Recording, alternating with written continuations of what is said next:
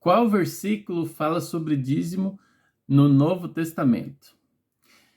Vou falar então sobre isso nesse vídeo, lembrando que esse canal é sobre entendimento bíblico, entendimento da Bíblia, sem filtro de nenhuma denominação ou religião, tá bom? Então, o versículo para estudar aqui nesse vídeo é em 1 Coríntios, capítulo 9, versículo 13 especialmente, mas a gente vai ampliar o contexto, tá? E eu já fiz um outro vídeo sobre esse assunto, mas eu não tinha falado sobre esse texto, tá? Eu fiz um vídeo mais longo sobre o Mateus 23, Hebreus. Na verdade, são poucos textos da Bíblia que fazem referência ao dízimo. Na verdade, por exemplo, esse aqui que eu vou ler e vou estudar, ele nem fala diretamente a dízimo, tá? Mas existe uma referência, uma interpretação e uma aplicação que muitas igrejas fazem, usam esse texto para defender o uso do dízimo, a cobrança de dízimo, né, a prática do dízimo nas suas igrejas, nas suas denominações, tá? Então nós vamos estudar e ver qual que é o verdadeiro entendimento e qual que é a verdadeira mensagem aqui desse texto, tá? Agora eu vou deixar então o link aqui nos comentários, primeiro comentário. Você assiste, que é um vídeo mais longo que eu falo sobre os outros textos, sobre de Hebreus, Mateus 23, e o principal, que é a origem do dízimo, desde o Antigo Testamento, para quem tinha sido dado, qual o propósito do dízimo e até onde ia a sua validade, tá bom? E também os diferentes tipos de dízimo, porque não era apenas um, tá? Nesse vídeo aí, falo também sobre dízimo, que era para os órfãos, para as viúvas e também para festas, tá bom? E por que tinha sido dado os dízimos, né? Agora, esse texto aqui é muito importante, tá? Porque muitos se baseiam aqui para defender o uso do dízimo hoje em dia, tá bom? Eu vou mostrar para você um argumento aqui que não tem como refutar. O argumento aqui contra o uso desse texto para a prática dos dias de hoje, tá bom? Vou ler aqui o texto, olha só. 1 Coríntios 9, versículo 13 diz assim: Vocês não sabem que os que prestam serviços sagrados se alimentam do próprio templo e que ou das coisas do templo, né? E que os que servem ao altar participam do que é oferecido sobre o altar.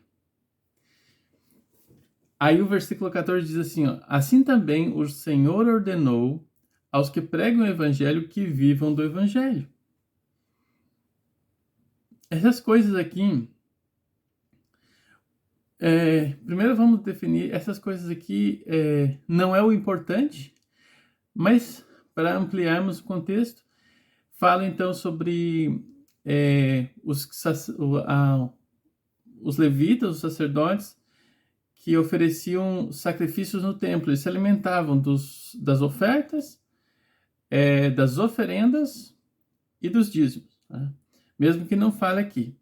Só que essa aqui não é exatamente a questão. A questão é que o texto aqui, em nenhum momento, está querendo aplicar o mandamento do dízimo ao sustento dos apóstolos e do próprio Paulo, tá? Não, isso aqui é uma analogia apenas. Tá? E eu vou mostrar logo em seguida um argumento aqui no próprio capítulo que quando você apresenta, ninguém pode e consegue refutar. Mas assim, ampliando o contexto do capítulo aqui, Paulo está defendendo o seu apostolado, né? Então, primeiro ele faz ali comparações com outros apóstolos, tá? Então, ele está defendendo a validade do apostolado dele, do trabalho dele, dizendo que aquelas pessoas convertidas eram o selo do seu apostolado, era a autenticação do serviço dele. Aí no versículo 7, então no versículo 5 e 6 ele faz comparações com outros apóstolos. E aí no versículo 7 ele começa a fazer algumas analogias. Então aqui estão várias analogias. Tá? Então, analogia não é uma aplicação de uma prática anterior à situação agora. Espero que você vai entender muito fácil isso. E aqui está um argumento muito importante aqui, ó, que não tem como refutar. Olha só, aí no versículo 7, né, ele fala: quem é que vai à guerra e às suas próprias custas? Uma analogia. Quem planta uma vinha e não come do seu fruto? Então aqui são várias analogias, né? Incluindo aquela que a gente acabou de ler. Ou quem apacenta um rebanho e não se alimenta do leite do rebanho? Será que eu digo isso apenas como homem? Versículo 8. Não é verdade? Aí ele começa a se referir à lei, né? Não é verdade que a lei também o diz? Então ele faz algumas analogias aqui seculares, e aí ele começa a entrar na lei, e aí ele começa a fazer analogia com coisas da lei. Porque, versículo 9, porque a lei de Moisés está escrito: não amarre a boca do boi quando ele pisa o trigo. Por acaso Deus está preocupado com bois? Então ele começa a mostrar aqui que o mandamento que os israelitas receberam de não amarrar a boca do boi enquanto debulhavam o trigo era um exemplo de que as pessoas que trabalhavam deveriam receber e ser alimentados daquele próprio trabalho que elas faziam. Tá? Então, isso aqui é interessante, porque aí no versículo 13 é onde que ele faz a analogia dos que se alimentam das coisas do templo, das oferendas. Isso incluiria ofertas de farinha, de óleo, de animais. Os sacerdotes comiam parte dos animais que eram sacrificados ao Senhor, tá? E também incluiria os dízimos. Só que ele não está aplicando esses mandamentos da lei a aquela situação. Ele está fazendo analogia. Olha, quem trabalha deve receber e se alimentar daquilo que ele está produzindo. Tá? Então, por isso que ele diz: quem trabalha para o evangelho, que viva do evangelho. Tá? Porque assim, se quiser aplicar essa analogia daqueles que trabalhavam no templo e uma das coisas que se alimentava era dos dízimos, então você tem que aplicar também, a pessoa tem que aplicar esse mandamento aqui, que Paulo também faz analogia no versículo 9. Não amarre a boca do boi enquanto ele pisa o trigo. Ok, então a pessoa quer usar o versículo 13 sobre os sacerdotes que se alimentavam das coisas sagradas, então ele também tem que aplicar essa analogia aqui do boi. Então, no caso,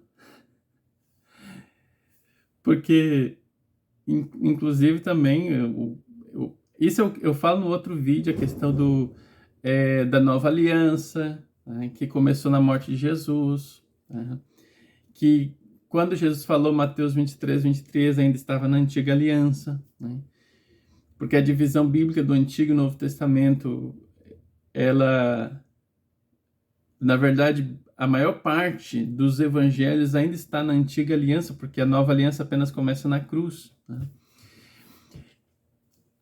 Aí, esse texto aqui deveria, então, receber aplicação, né? Se a pessoa quer usar dos dízimos, por causa dessa analogia referente aos sacerdotes e aos levitas, então deveria também se alimentar do trigo, como boi.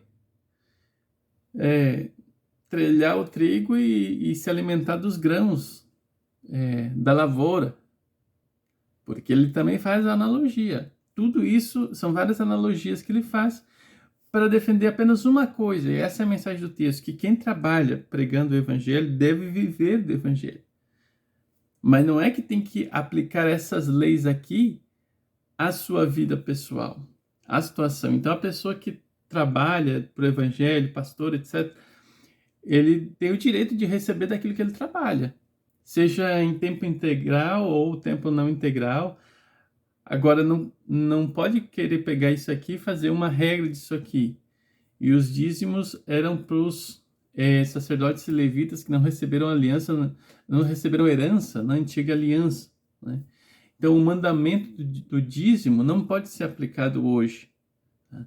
Mas a pessoa, claro, que deve receber daquilo que ela trabalha, não sei da forma que for.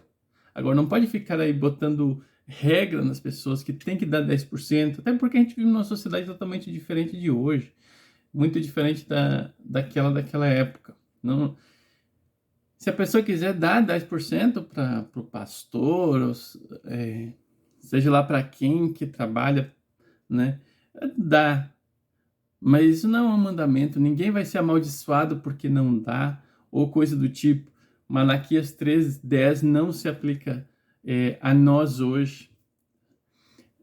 A religião manipula as pessoas de 3 formas principais, né? Com medo, culpa e a barganha. E isso se aplica muito a essa questão do dízimo. Muitas pessoas são aterrorizadas, dizer que vão ser amaldiçoadas, que o devorador, porque não dá o dízimo. Isso é tudo manipulação, com medo e culpa, de que a pessoa está roubando a Deus. Aquilo ali foi uma mensagem para aquela época, para os sacerdotes, inclusive, na verdade, né? E não se aplica a nós hoje, tá bom? Então, alguém aí, eu já vi muita gente, muitas igrejas, muitos líderes, muitos cristãos usando esse texto aqui para defender a prática do dízimo. Então, se você ver isso, pergunte a essa pessoa, se você quer usar então a analogia ali dos sacerdotes que se alimentavam das coisas do templo, também você tem que usar a analogia do boi.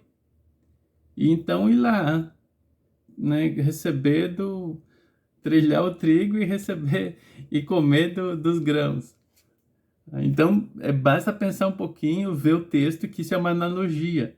Não é uma aplicação direta de cada mandamento lá da lei do sistema sacerdotal, tá bom? Então, que Deus abençoe você. Assista o outro vídeo aqui, tá? Vou deixar aqui no primeiro comentário e também na descrição do vídeo, tá? E tem vários outros vídeos aí sobre vários temas, divórcio, novo casamento, fornicação, outras questões da lei, tá? Música, vários temas. Assista aí todos esses vídeos, tá? E até a próxima. Se não está inscrito, se inscreve no canal aí, deixa o like também e o seu comentário aí, tá bom? Fique com Deus. Tchau.